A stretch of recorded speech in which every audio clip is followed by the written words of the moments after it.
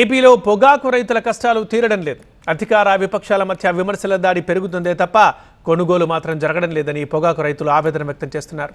ఇదే టైంలో వైసీపీ అధినేత జగన్ ఈ నెల 11న పొద్దులిలో పర్యటించబోతున్నారు.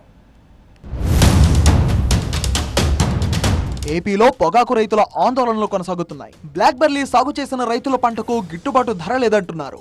ఎంతో కొంత కమ్ముకుందామని వెళ్తే గ్రేడింగ్ పేరుతో పొగాకు బేళ్లను వెనక్కి పంపుతున్నారని ఆవేదన చెందుతున్నారు. గిట్టుబాటు ధరకు పొగాకు కొనుగోళ్లు జరగడం లేదంటూ రైతు సంఘాల నేతలు కూడా మార్కెట్ యార్డుల్లో ఆందోళన చేస్తున్నారు. ప్రభుత్వం 7 కేంద్రాల్లో కొనుగోళ్లు జరుపుతామన్నా పూర్తి స్థాయిలో కొనుగోళ్లు జరగడం లేదని చెబుతున్నారు. ఈ నేపథ్యంలో పొగాకు రైతులను పరామర్శించేందుకు సిద్ధమయ్యారు మాజీ సీఎం వైసీపీ అధినేత జగన్మోహన్ రెడ్డి. ఈ నెల 11న ప్రకాశం జిల్లా పొదిలి మార్కెట్ యార్డుకు జగన్ వెళ్తారు. రైతు సమస్యలను తెలుసుకుంటారు.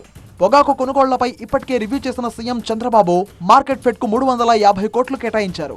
సీఎం రివ్యూపై బ్రీఫింగ్ ఇచ్చిన మంత్రి అచ్చెన్నాయుడు రాష్ట్ర వ్యాప్తంగా 80,000 మెట్రిక్ టన్నులకు పైగా పొగాకు పండిందన్నారు. మార్కెట్ ఫెడ్ ద్వారా పొగాకు కొనాలని సీఎం ఆదేశించారని చెప్పారు. జీపీఐ ఐటీసీ తప్పనిసరిగా 20 నుంచి 25 మిలియన్ కేజీలు నల్లబెల్లి కొనాలని చెప్పి వాళ్ళకి స్పష్టంగా ఆదేశాలు ఇచ్చాం. వాళ్ళ నుంచి కూడా సానుకూలంగా మేము ఈసారి కొంటామని చెప్పి సమాచారం ఇచ్చారు.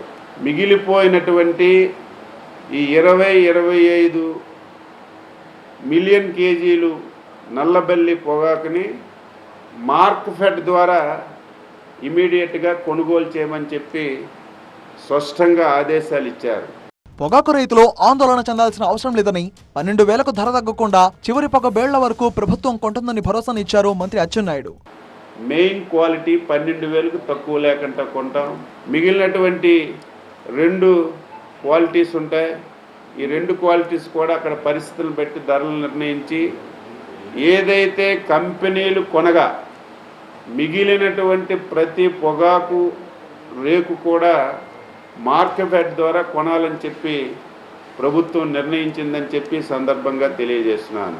పొగాకు రైతుల పరిస్థితి ఏపీలో అరణ్యరోధనగా మారిందన్నారు మాజీ మంత్రి కారుమూరి నాగేశ్వరరావు.